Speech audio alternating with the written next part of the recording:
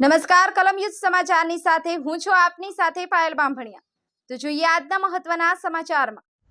લખતર ગામની ઐતિહાસિક સ્કૂલ સામેથી કચરો નિયમિત ઉપાડી લેવા અને કચરો સળગાવવાનું બંધ કરવા વિદ્યાર્થીઓએ સરકારને અપીલ કરી। કચરાની બદબુ અને સળગાવેલ કચરાના ધુમાડાથી સ્વાસ્થ્યને હાનિ પહોંચતી હોવાનું રોષપૂર્વક જણાવાયું।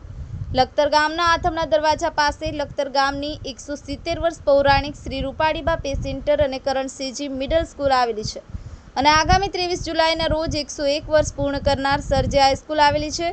આ બંને સ્કૂલ સામે કચરો ફેંકવાના પોઈન્ટ આવેલ છે। આ બંને પોઈન્ટમાંથી નિયમિત કચરો ઉપાડવામાં આવતો નથી, આથી બંને ઐતિહાસિક સ્કૂલની ગરિમા જળવાતી નથી। સાથે અવારનવાર કચરો સળગાવવામાં આવતો હોવાથી ધુમાડો બંને ઐતિહાસિક સ્કૂલોમાં જાય છે। આથી બંને સ્કૂલના વિદ્યાર્થીઓ સાથે જુગતરામ દવે પે સેન્ટર શાળામાં અભ્યાસ કરવા જતી વિદ્યાર્થીનીઓએ પણ કચરો દેખાડી રોષ વ્યક્ત કરી સરકારશ્રીને પોતાના સ્વાસ્થ્ય સાથે ચેડા ન થાય તે માટે કચરો નિયમિત ઉપાડી લેવા અને કચરો સળગાવવાનું બંધ કરવા અપીલ કરતા લખતર તાલુકામાં લખતર ગ્રામ પંચાયત સામે રોષ ફેલાઈ જવા પામ્યો છે। વિજય જોશી, કલમ યુઝ સમાચાર, લખતર।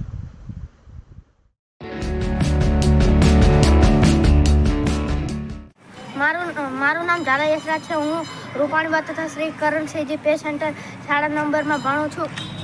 અમારી શાળાની બહાર બહુ કચરો છે, તેથી સરકારને વિનંતી છે કે કચરો સળગાવવાનું બંધ કરે।